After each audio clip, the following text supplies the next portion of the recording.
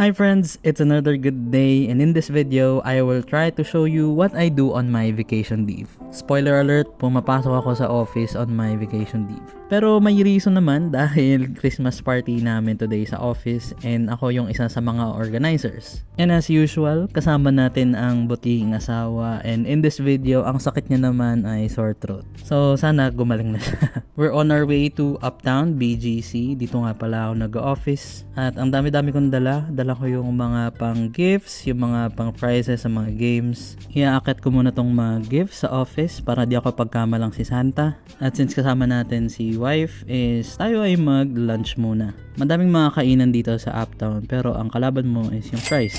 And after minutes of walking around, ang napili namin ay yung red crab. So umorder na kami ng sisig, kanin at saka sinigang. Mabilis ang review lang, yung sisig is on the mapait na side, so I didn't really like it that much. Para naman sa sinigang, maasim siya, madaming gulay at masarap naman yung pork, kaya nga lang medyo matigas pa.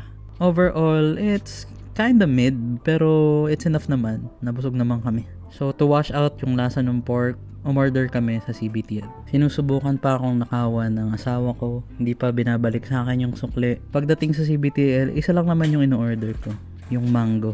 And yeah, we were just chilling, and after namin mag CBTL, we went our separate ways para pumunta na ako sa Christmas party namin. We booked a conference room. Dapat talaga sa KTV kami, pero since December na, wala talagang mabook at this time. Medyo magpa-fast forward tayo ng onte kasi I can't really show what happened in the Christmas party. It is still an office area. Honestly, I'm a bit sad sa departure ng mga team members namin na nag-resign. I think meron pang mga nagbabalak pero hindi pa sinasabi. Pero for now, sila pa lang yung known na magre-resign. After ng party, we are going to Super Sam, which is a resto bar around BGC lang din. And nakisabay na lang ako sa office mate ko papunta dun sa kakainan. But in typical BGC Christmas fashion, it took us 40 minutes na makapunta dun sa restaurant. Sa Waze, 6 minutes lang siya. Ang saya. At nakarating na nga kami sa Super Sam. Umorder na ng food.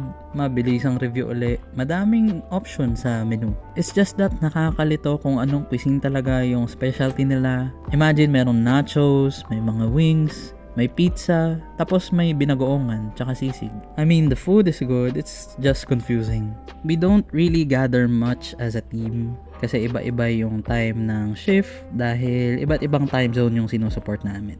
So, we want to make sure na quality yung time na ini-spend namin together. And as for the resignees, since nakalive nga ako buong week, hindi ko na sila makikita. And it's sad. The people that you are used to see sa office, yung mga typical na nag-overtime, yung mga lagi nyong nakakausap, those little moments you remember. We've been together through ups and downs, and napag-uusapan namin yung mga challenges ng isa't isa. Honestly, ang pinakaayaw kong sinasabi sa office is, family tayo dito.